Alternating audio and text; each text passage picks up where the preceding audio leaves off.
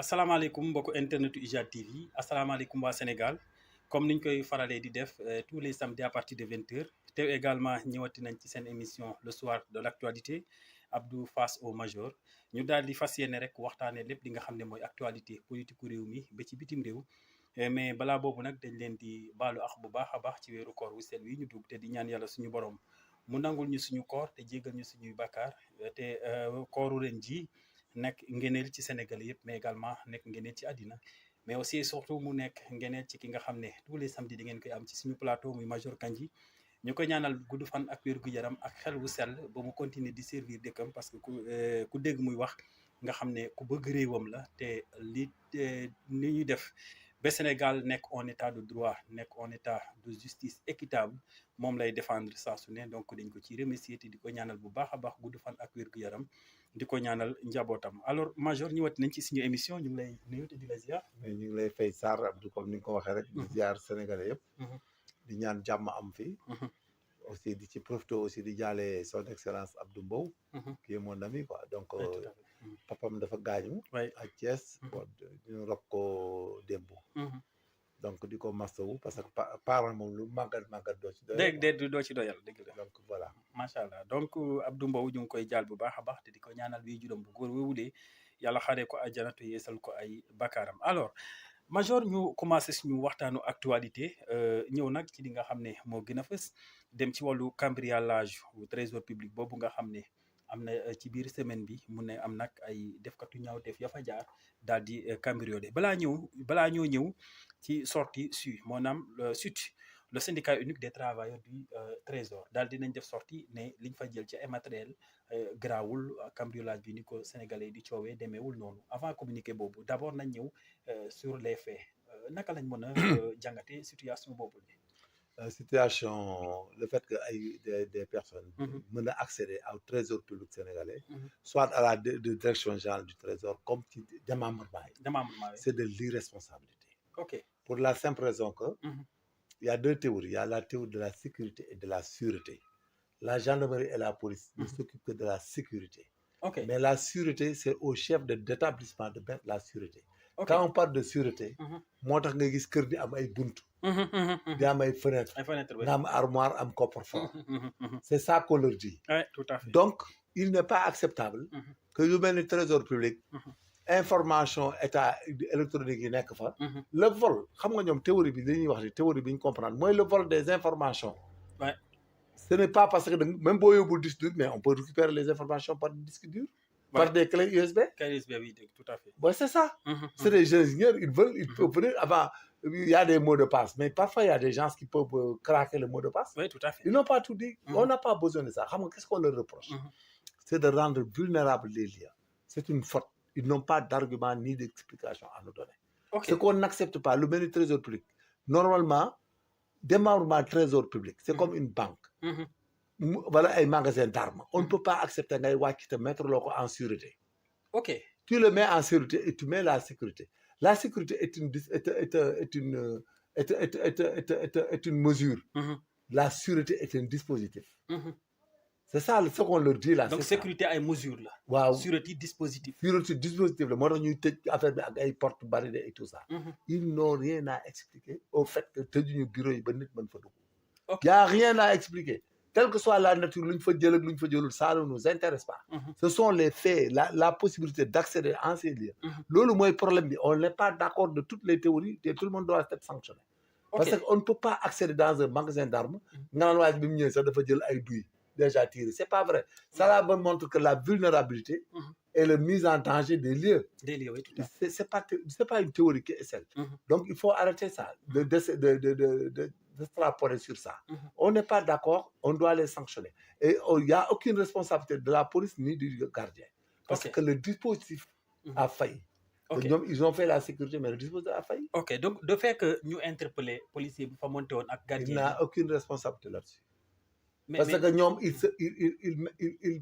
ils font la sécurité d'un dispositif de sûreté quelque chose qui a été fermé et gardé ils sont là kenn du ci dugg kenn du ko ubbi ñoom duñ tëj bunt yi ci gannaaw te là non ñoom ci bunt yi ci gannaaw c'est un dispositif de sûreté kenn mënu fa jaar buñ ko ubbi toon kenn mënu fa jaar nit ñaa ngi mën a jaar ci biir.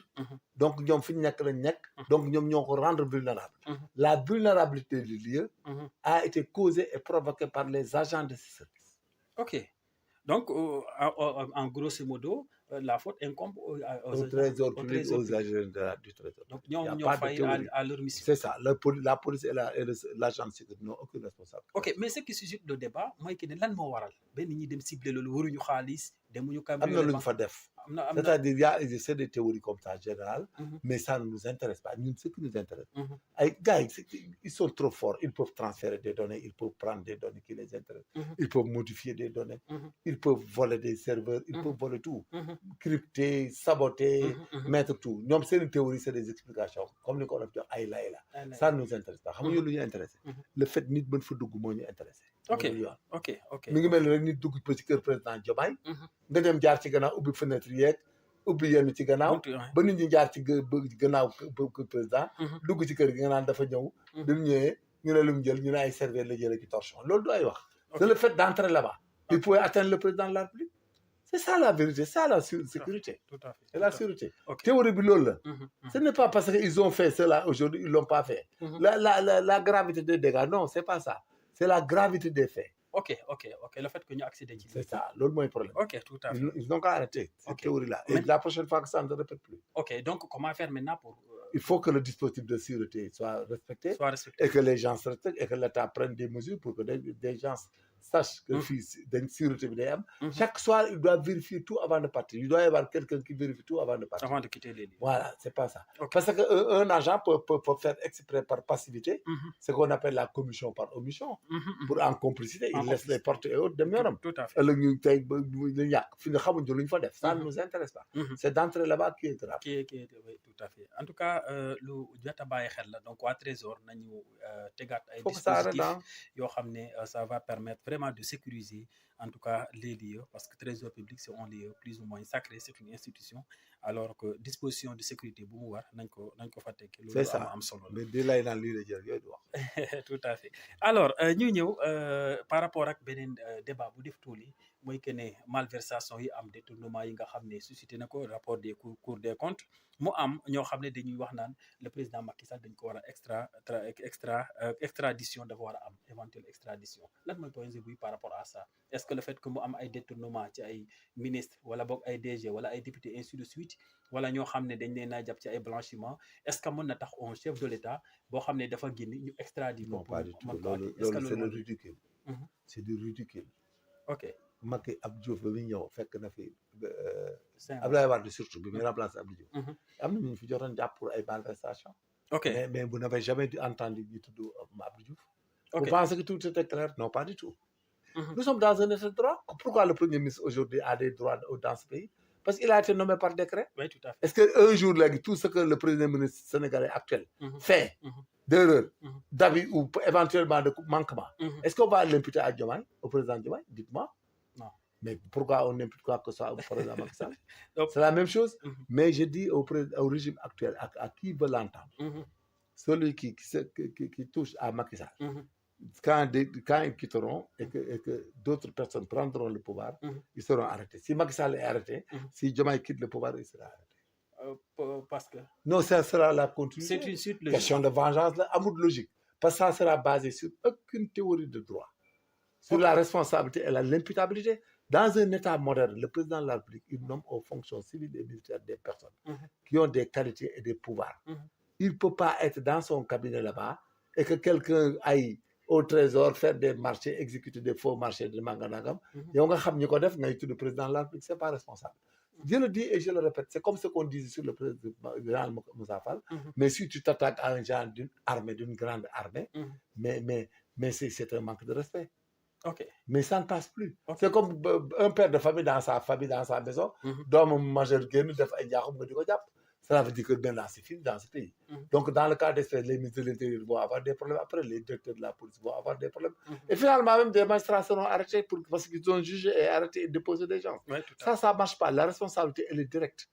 Ici, il y a le système des baïonneurs intelligents et de l'obéissance passive qui gère notre intelligence professionnelle au Sénégal. Les ordres, si tu donnes d'ordre illégal, que celui qui l'exécute, il en est responsable.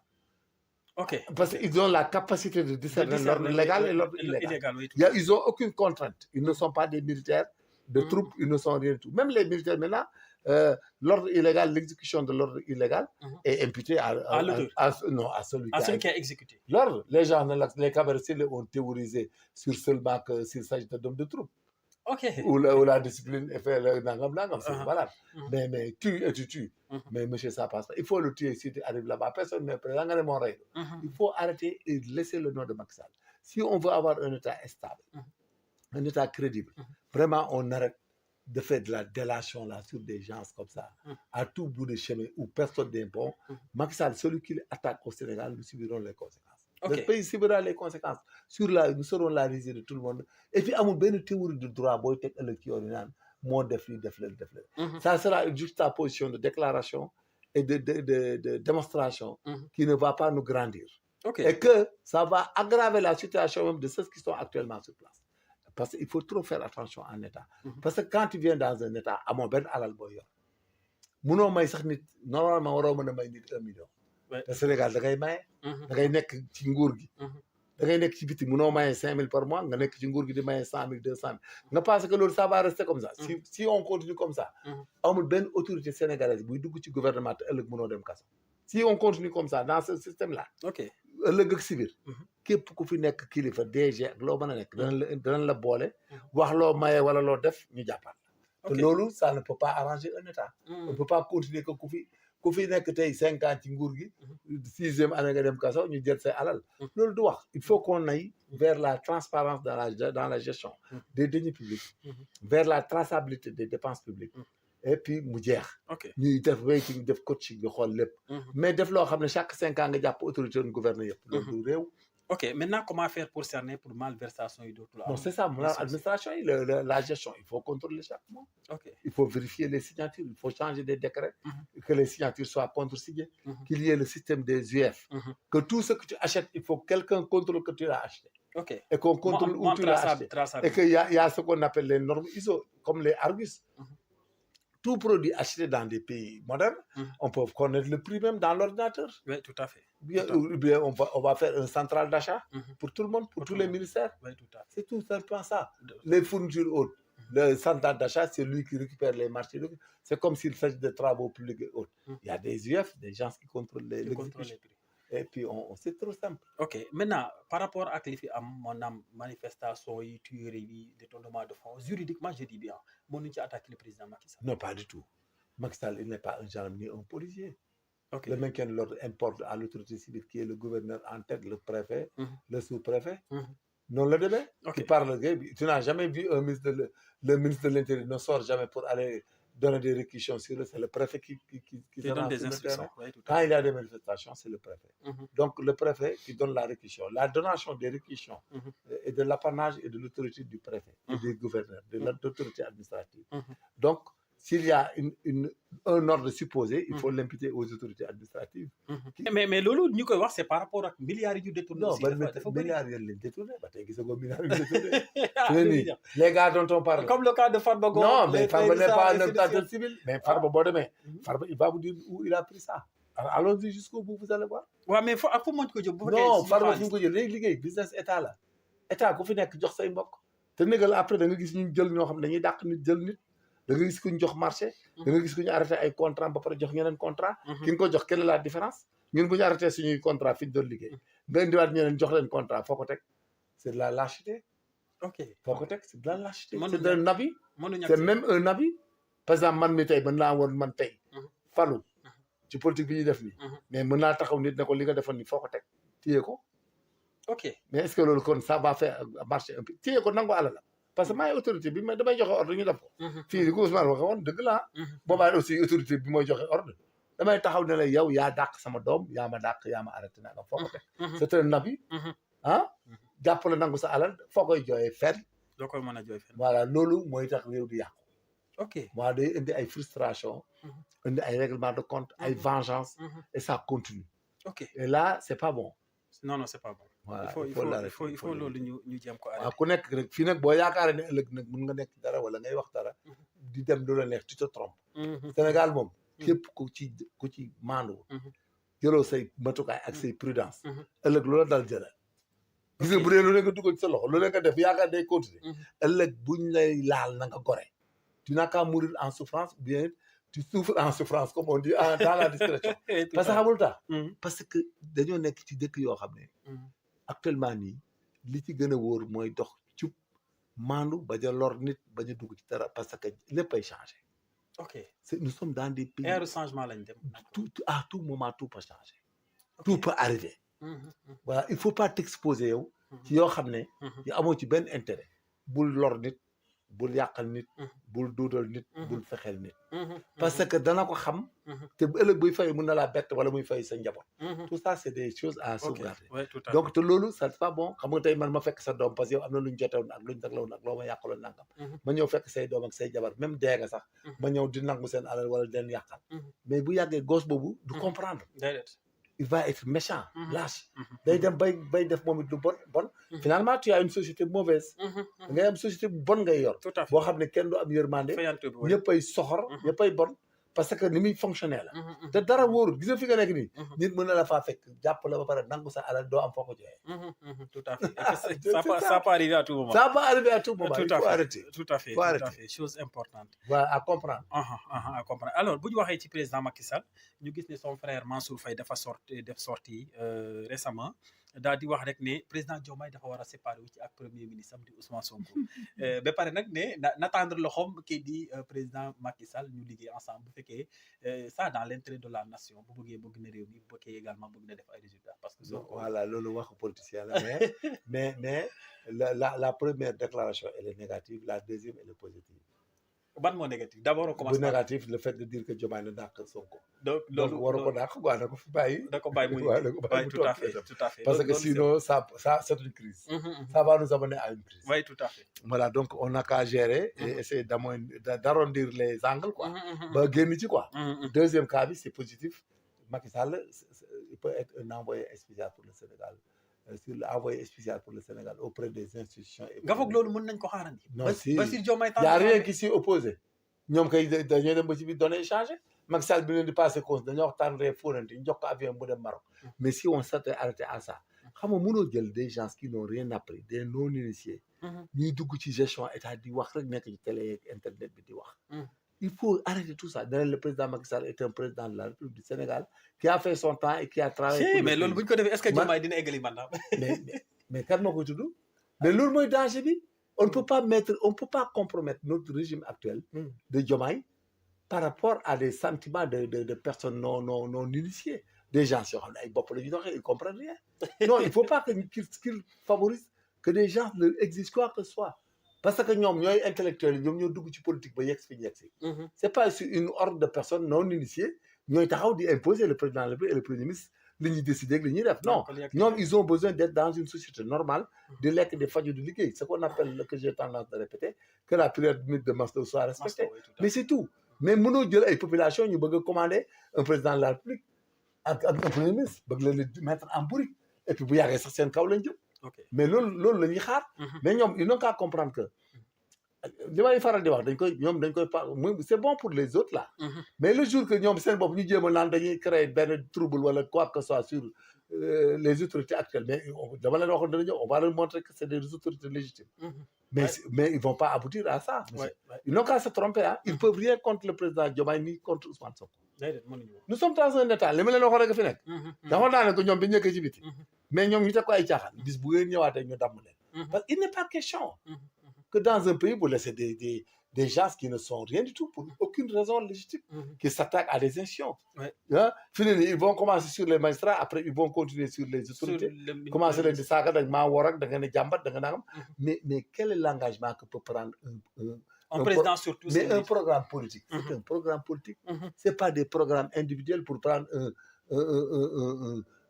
une personne chômeur qui n'a rien appris, qui n'a rien fait. Les gens n'ont qu'à aller travailler et l'État met en place l'espace favorable pour travailler et pour produire et s'autogérer et s'autosuffire. C'est comme ça un État, mais c'est pas parce que ñoom dañ bokk dara mais ils leur doivent rien. Et puis il faut que ñoom sax ñu arrêter d'avoir le sentiment de redevabilité envers qui que ce soit. S'ils le font, ils vont nous mettre en danger après. Parce qu'il faut suñ kaw lañ jëm si. Il faut que ça arrête. Que ces gens-là sachent que c'est des Sénégalais comme tous les Sénégalais. Dans tous les pays du monde où il y a la politique et la démocratie, il y a des partis.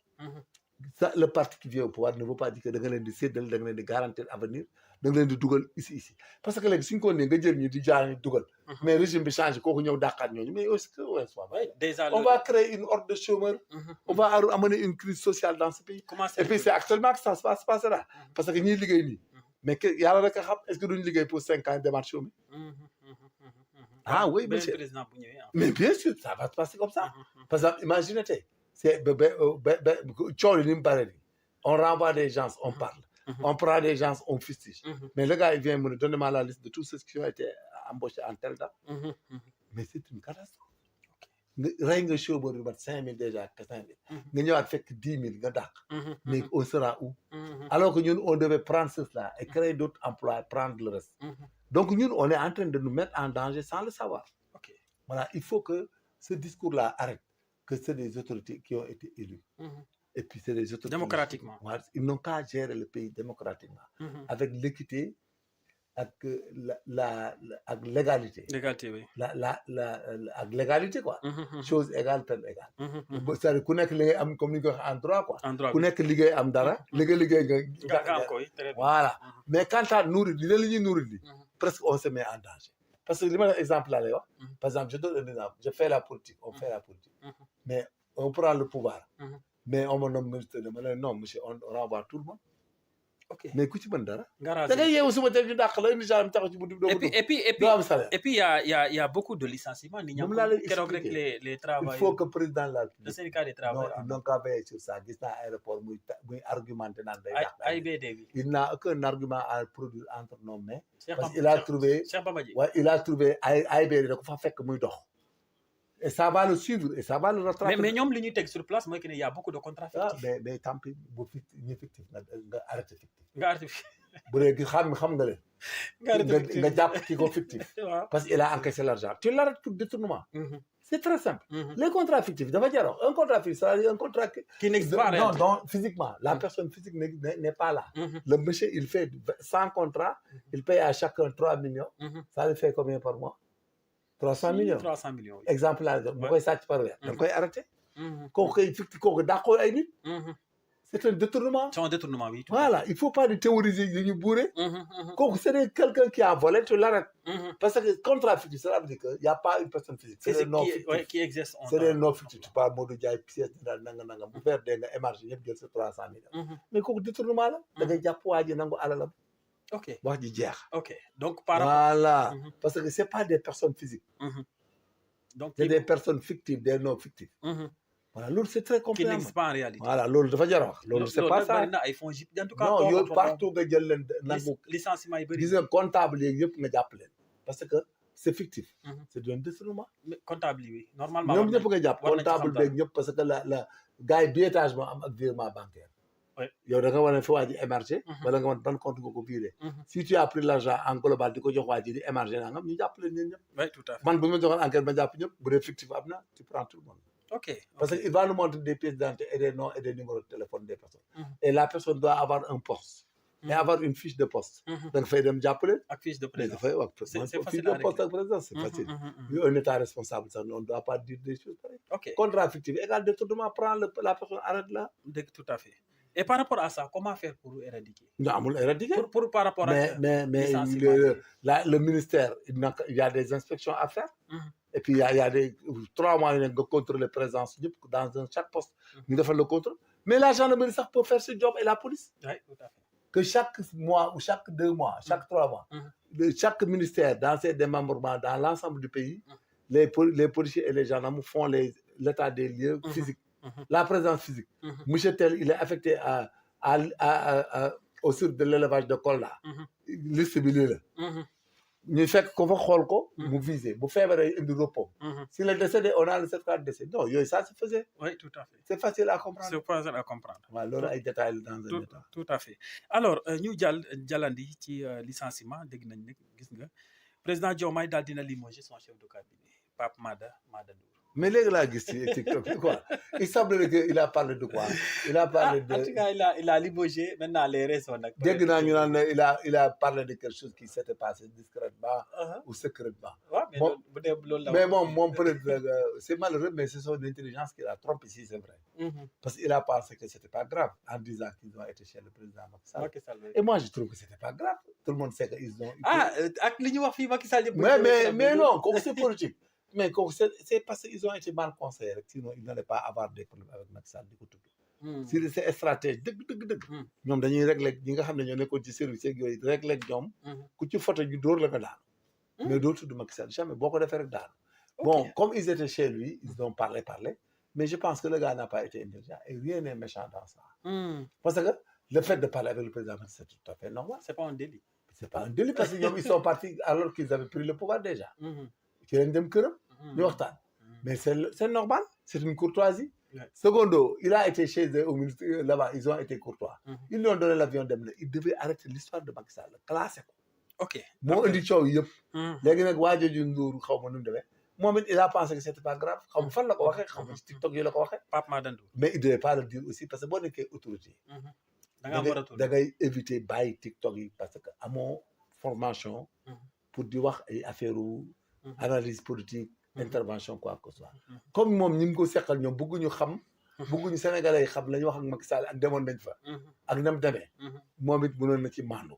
ok bañ ci tudd parce que comme on dit c'est des deals d'état que ça se passe partout. yàgg naa leen ko wax ba ñuy commencé bala ñuy ñëw. y a des choses c'est état. c'est des deals d'état. état lépp looy def. 50% yi looy nëbb lay doon. tout à fait. gis nga état tout ce qui marche dans l'état là. les 50% c'est secret c'est discret. ok mais malheureusement il faut mu am ñu ko yëg. ñooñu nag ëllëg boo ci dajeeg ñoo xam ne dañuy trahir wala dañuy changer. là-bas tu auras des problèmes. parce que dans l'avenir tu auras de sérieux problèmes.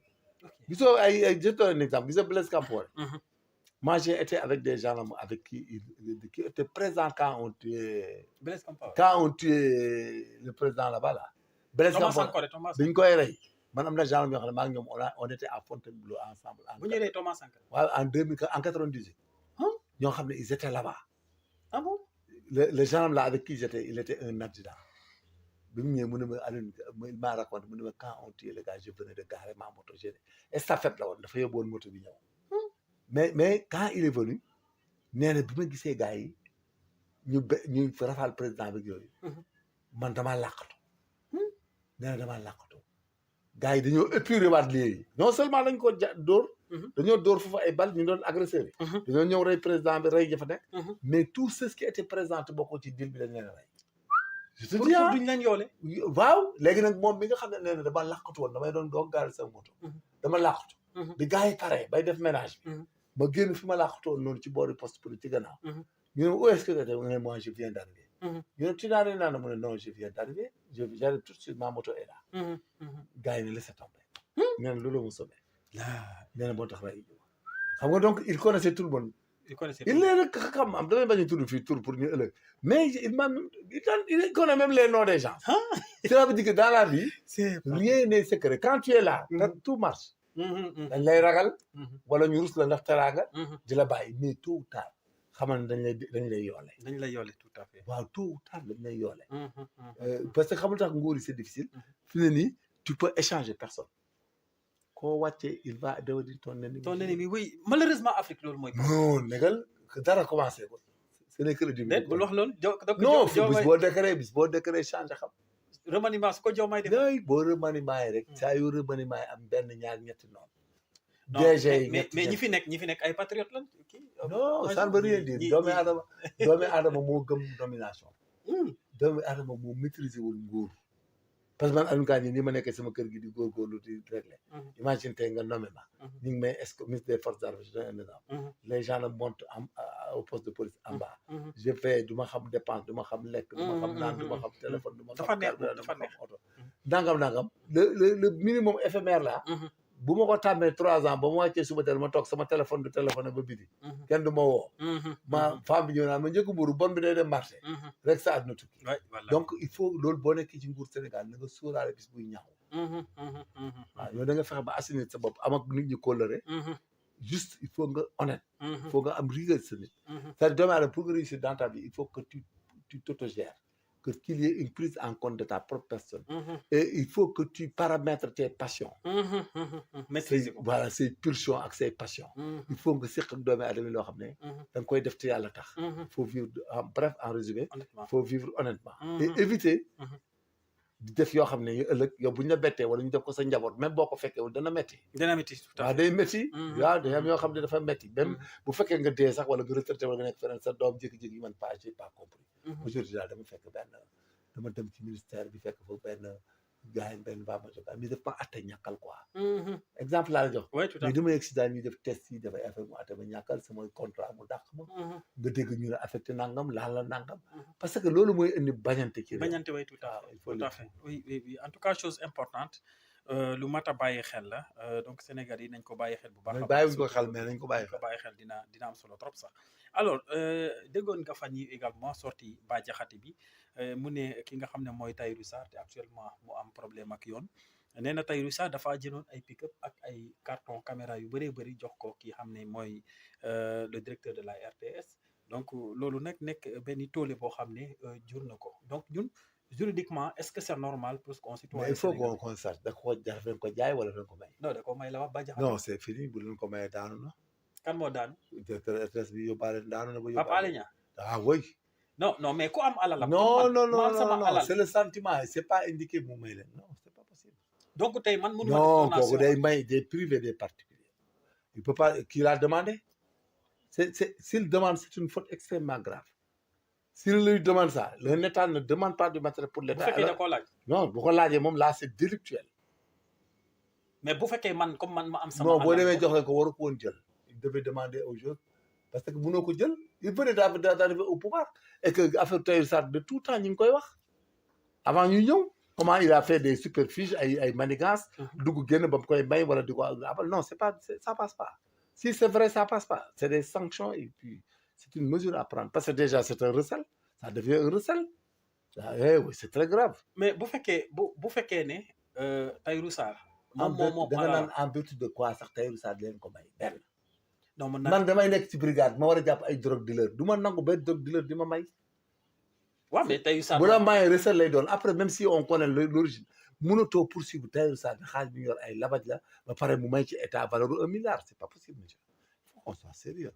donc maye boobu daal. non délit la day daanu de loolu du def ko France xool wala États-Unis doo ko defati kooku ça passe pas monsieur. donc tey képp ko am sa alal mais boobu Tahirou Sarr non du loolu du benn oh état la man mënu ma nekk commandant de brigade de gendarmerie de recherche. ma ñëw di la jàpp si pour vol. blanchiment d'argent wala pour faux billets. te alors que yow da nga maa jëndal auto Pajero mënta nekk da nga ma ko may d'initiative ak di doon noonu ça passe pas. donc le fait donation boobu. il ne pas prendre des biens de Tahirou Sarr dans un service étatique. Okay. C'est pas possible. Parce que... Et puis maintenant, ils l'ont poursuivi, ils n'ont qu'à sortir tout ça, c'est d'un recel dans ce cas. Ok. Et puis là-bas, il y a faute de service de la part du DG. Il doit être central. Donc tout ça, waru ko. Non, jamais. Parce que loolu xam nga ko tubaab yi def dañ naan trafic d'influence la wala chantage. mooy nga ñëw daal dama lay régler léegi damay jëm nangam genre suspicion de corruption là. Anticipé. C'est ça. La morale ne l'accepte pas. yow nga ñëw ci réew moo xam ne y a des gens yoo xam ne ils sont susceptibles de faire des réductions des comptes. ñu ñëw di la may nga di ko jël wala nga leen di ñaan. Ça passe pas hein. S'ils font ils n'ont qu'à faire ce qu'ils veulent s'ils prennent pas de mesures mais les gens vont prendre acte. Mais c'est une faute extrêmement grave. Ok donc donation bu dee dëgg la li waa jox da koo may. bu dara Tahirou Sarr duggee RTS c'est une faute très grave. bu dee nag daf leen ko jaay marché. amul problème. ah ok jaay bi amul problème. bu dee daf leen def marché la. marché amul problème. mais bu dee jaay bu dee may ak bu ñaan yëpp a yem. ok. parce que amuñu woon droit sax moom di wax ak moom di ko jëm ci moom alal c'est pas normal. Il faut pas qu'on fasse les bandits là dans ce pays. Quand même ça passe pas. bu fekk des hommes d'affaires yoo xam ne ils sont dans des choses supposées nébuleuses ngay collaborer ak ñoom ba ñu jël ay matériels day di ko joxe état ak leneen ndax lañ la jox noonu ngeen bëgg ñu bëgg a théorie noonu loolu ça passe pas sinon mais les policiers les gendarmes qui enquêtent et les magistrats mais procureur mënut a ñëw ñu may ko kër. ba pare mu ñëw di def réquisitoire introductif d'instance ne trafiquant en drogue nga di la yóbbu mais kër googu day am problème li ñuy bañal magistrat yi di ko bañal gendarme yi moom lañ leen di moom du yoon. Si c'est un genre, un magistrat, dañ koy sanctionner, relever ko. Donc c'est la même chose. Non, si c'est la même chose. Ok. C'est une faute extrêmement grave. Ok. Et ça décrédibilise tout ce qu'on est en train de faire et de dire. Ah oui. Ah, donc loolu c'est une chose à éviter, hein. Non, Alors, mais c'est à éviter. Mais jubal jubanti bi c'est ça l'objectif. non pour man parce que ñu bëri dañoo jàpp ne tey man boo amee sa alal munoo may état noonu ba pare ñu lay jàpp état bi taxaw fële simple ko taxaw naan lii dafa koo may ci la bokk li mu leen jox ci la bokk c'est du recel il faut arrêter. ok xanaa xamoon même jabar jooroon takk sax jox ko ci day nekk jox ci extravagamment de l'argent ay or ak oto yooyu day nekk recel dañ koy nangu. Ah oui c'est des biens mal c'est des biens illicites. ok L'État ne peut pas marcher et fonctionner sur des biens illicites. illicite Ah voilà. ça c'est vrai ça c'est vrai. tey lu koy day génn muy jàmm génnut ñu jàppale ko ba pare nangu parce que li ma la wax kay suñu directeur yi mënuñ ko jàpp nag. déet Tahirou day génn ñu ne deful dara waaw alalam lew na waaw mu rëcc waaw léegi bu ñu mais bu Tahirou moom bu ñu ko toppee dara ne am na lu mu dugal ci waaw mais alal Tahirou yëpp est-ce que mën na frauduler aussi ah alal bi yëpp mën na mais moom laa la wax loo ci laal dégg nga et puis nga naan def maa may lii loolu day wax nga ne waa ji daf ñoo sàcc 100 000 francs waaw nga ne mais 25 000 francs dañ ko may RTS. ah non suñu directeur Pape Alé Diam non du question loolu sax mais c'est une faute moo fa dugal matériel bi.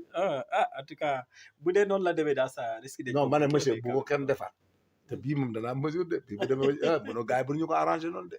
parce que aussi état day am crédibilité. ah oui mënoo jàpp ni am coow la ci réew mi parce que ne waa ji am na lu may fay lu mat 1 milliard.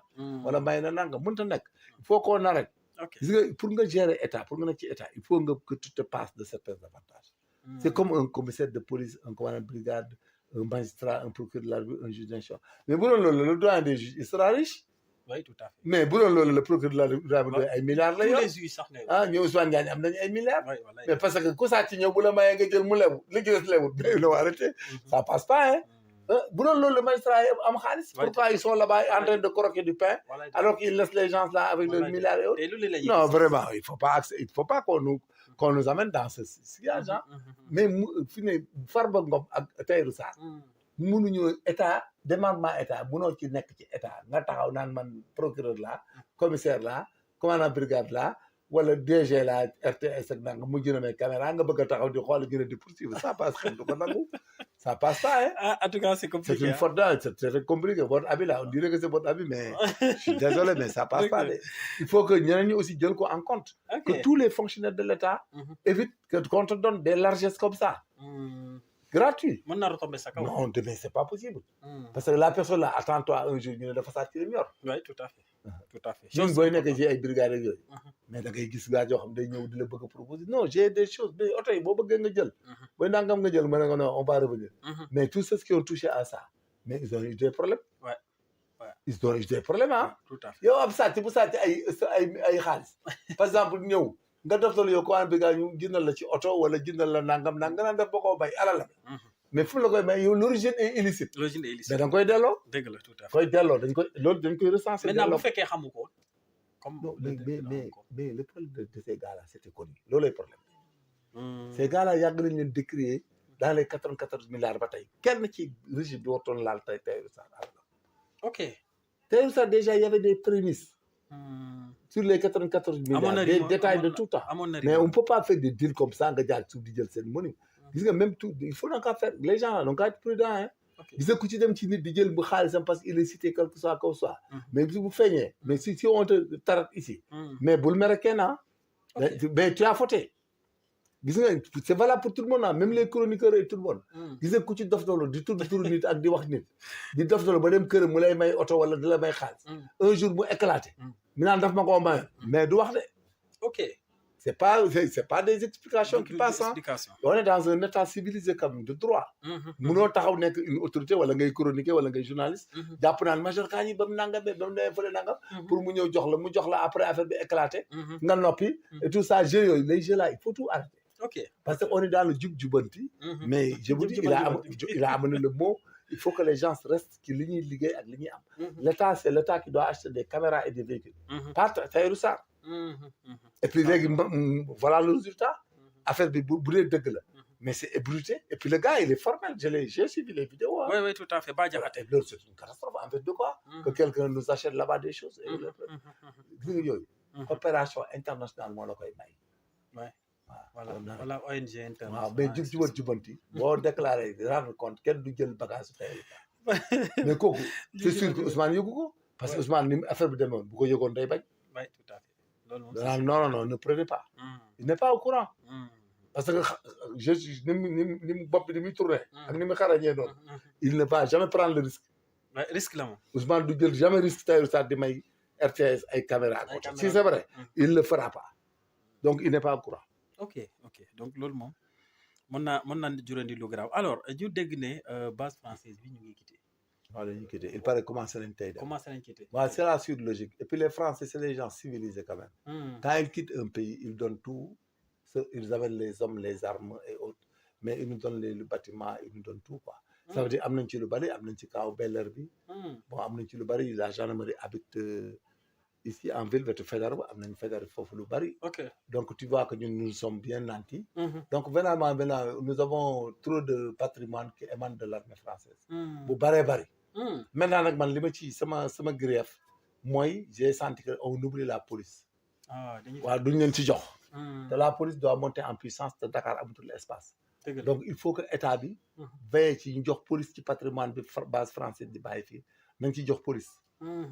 waaw nañ ci jox police parce que nous voulons on veut que la police monte en puissance dans ce qu'on est la recherche et les innovations dans le domaine scientifique. On veut que police ñu am benn centre de police judiciaire boo xam ne day am un grand centre de biologie moléculaire. Un grand centre pour la dactyloscopie, la dactylotechnique. Un grand centre pour le signalement des véhicules. Un grand centre où on pourra faire des fichiers. Des fichiers analytiques, des fichiers dactyloscopiques, des fichiers adéniques. Et autres, ce centre-là va même loger ce qu'on appelle la médecine légale. Un laboratoire de médecine légale et de toxicologie. C'est ce que nous voulons. Parce qu'une spécialité, malheureusement, on n'a pas commandé les choses. On n'a pas fait. On n'a pas de pouvoir de décider tout de suite. Mais je dis et j'insiste à ce que l'État donne sur ce patrimoine laissé par la base française qu'on en affecte à la police nationale. Parce que déjà la DIC fi mu nekk mënatu fa nekk. Commissariat central fi mu nekk amatul sens. dafa tuuti et que nous devons évoluer vers les préfectures de police. Donc patrimoine bi nga xam ne base française dañu ko fa bàyyi. Je pense que l'armée est assez servie à Dakar. Parce que Bel-Air fee mënuñu ko feesal. La base française à Ouakam ni mu toll dafa rëy. donc bu nekk marine dafa rëy. nañ jël bu nekk marine bi je donne un exemple ñu jox ko police. La police peut faire là-bas aussi un hub. boo xam ne ça nous permettra d'évoluer vers l'innovation et la montée en puissance de la police. Parce que la police est très dépourvue de patrimoine.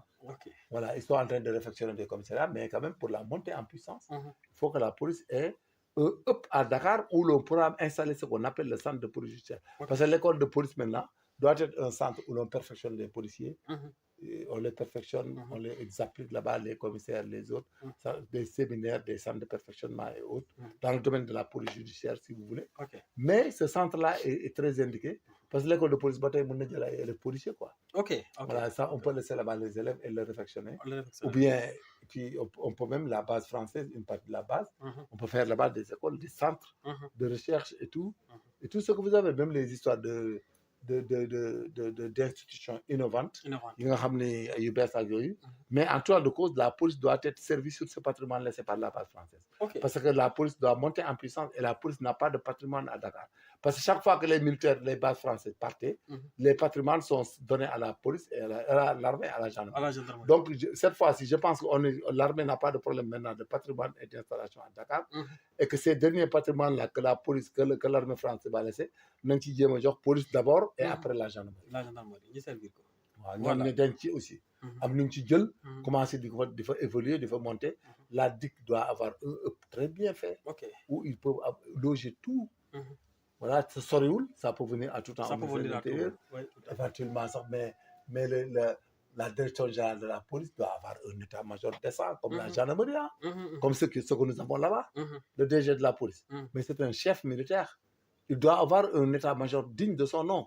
Où il reçoit les gens, on fait des prises d'armes, on fait des cérémonies. C'est ça.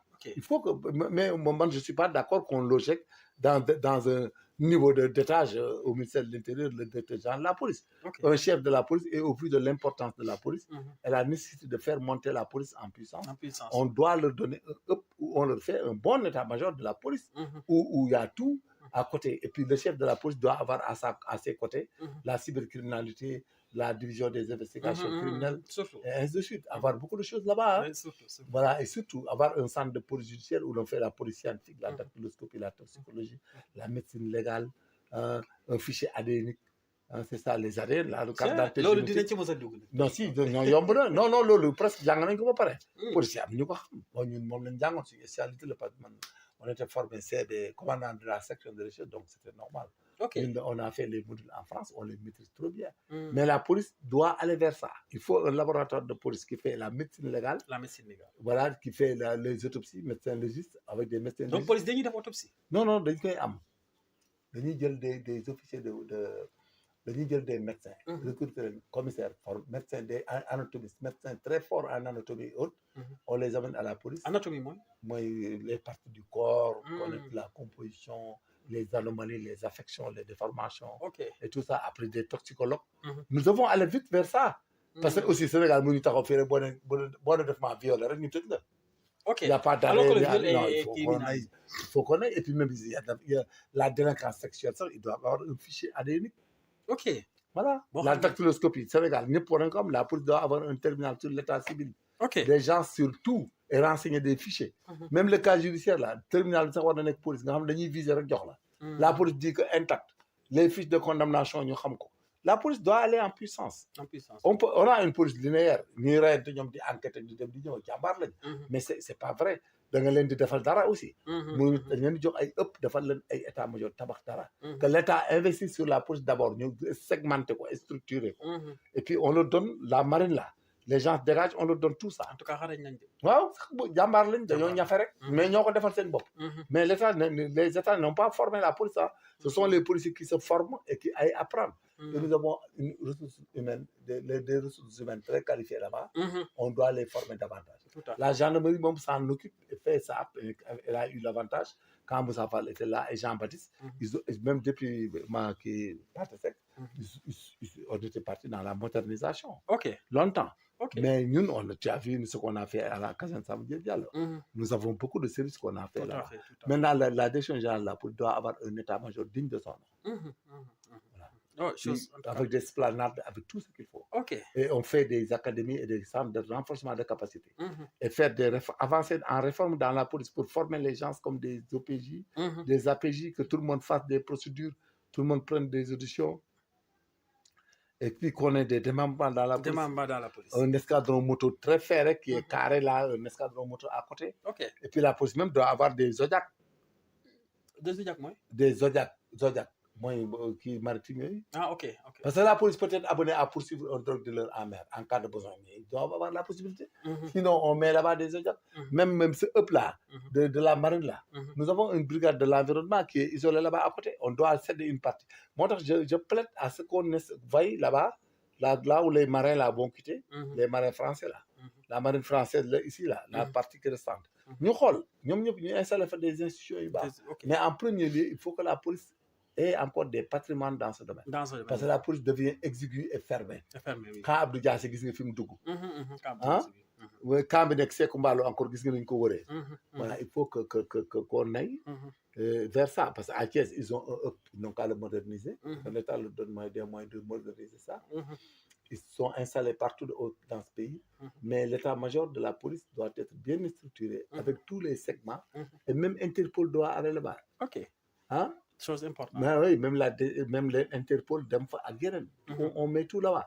Parce que c'est très fort et très puissant. Quand tu as la cybercriminalité à gauche, Interpol à droite, la DIC au centre. Maintenant, le commissariat central, la sécurité urbaine, fin combat est parce que commissariat central, parce qu'on doit monter aussi en préfectorat de police. De police, tout à fait. Pour la coordination de la police avec des régions ailleurs. Machallah, oui, surtout.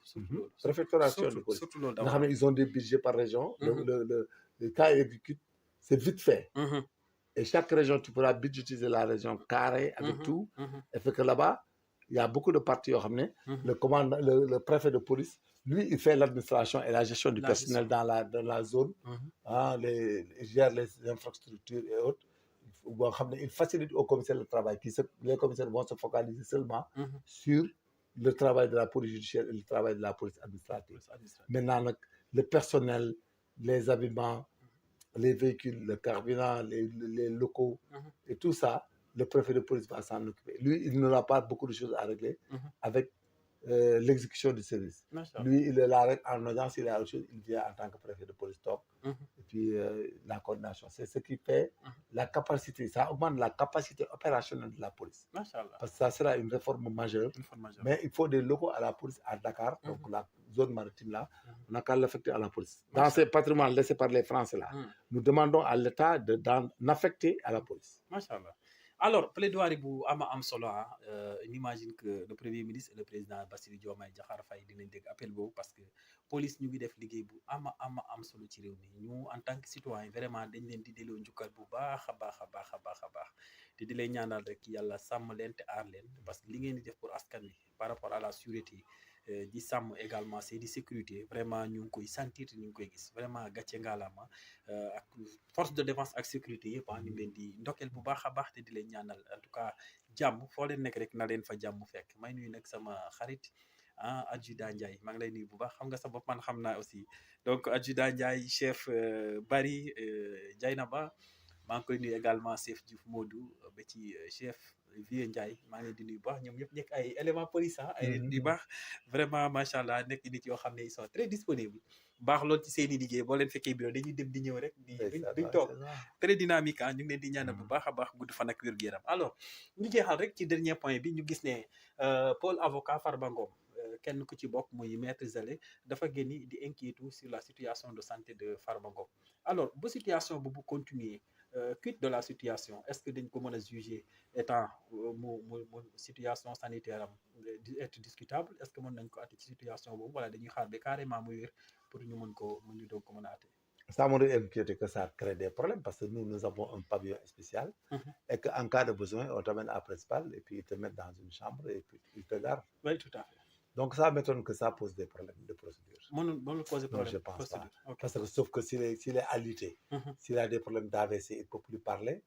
S'il a autre problème, donc là-bas, il se pourrait que moi, on ait un problème. Mais quant à affections, à gastro, des affections, c'est régal à un problème. Parce que nous avons un pavillon spécial. Nous avons un pavillon spécial où il pourra être gardé et puis entendu. Maintenant, l'administration pénitentiaire a un médecin. Ok. Lui, il va aller faire le bulletin de santé de Farba. Il va faire le bilan, il va faire les radios, les scanners, tout ce qu'il faut, quoi, les analyses et autres. Il va faire un bulletin de santé et il va lui délivrer un certificat médical. Ok. Dans lequel il dira que l'état de santé de Farba ne lui empêche pas de rester en milieu carcéral. Mais cependant, ceci, cela dégrève, ou bien il dit radicalement que l'état de santé de ce monsieur ne peut pas être dans un milieu carcéral. Okay. C'est pour ça que le Sénégal avait pris toutes les dispositions d'avoir des pavillons spéciaux. Voilà, donc cela veut dire que tout a été prévu, assez bien organisé. L'essentiel, ce qui nous intéresse dans Farba Ngom, c'est de détailler la thèse de l'accusation. C'est tout ce qu'on demande. Ok. C'est ça qu'il faut aller vite. Ouais, c'est-à-dire de faire... s'il est coupable ou pas. Ou pas, il faut aller vite. Gis nga del dilatoire la taxaw fi yëpp boo ko cumulé rek bu yàggee mu ëpp ñu loxo. Oui, tout à fait. te yàlla affaire seytaane dafa gaaw te dafa sew. Ça c'est vrai. gis nga surtout damay rappelé wu rek Tunisie benn boy bu lakkoon boppam Tunisie la woon. Tunisie oui. ci benn ali. moo toj dëkk ba. waaw affaire jàppante beeg dugalante beeg génn bi nii. waaw mën nañu indil musiba boo xam ne ñun duñ ko mën a. dëgg la nañ ko été. L'essentiel li ñu leen di incriminer ñoom ñaar. dafa yomba régler il faut pas que ñu taxaw fi di toog ay 2-3 mois 4. dafa yomba régler parce que ñoom trésor la seen xaalis jaar. te ña fa jaar ay autorités étatiques lañ sont connus. donc loolu c'est un problème de jour d'un jour à l'autre. Oui. bu ñu fi def benn dilatoire di leen jéem a téye di yàggal di nangam loolu ça passe pas nañ ko xool kon c'est la même chose. s'ils sont fauteurs mais nañ leen juger gaaw tëj leen le maximum wax ji jeex. Oui, tout à fait. s'ils sont pas fauteurs on les relâche. Oui. parce que le but visé en matière de droit c'est la morale du droit. à faute égale, peine égale. Peine égale, tout à fait. C'est ça le problème aussi. Et puis, il faut aller vite. Mais ce n'est pas la peine de le tirer sur mandat de dépôt 1 an, 2 ans, 3 ans, on va calculer. Après, il y a un défi. Ça ne sera pas. Ça ne passera pas. Et c'est la même chose pour le cas de Hassan Diouf aussi. Oui, Hassan Diouf, il parlait de bande d'instruction.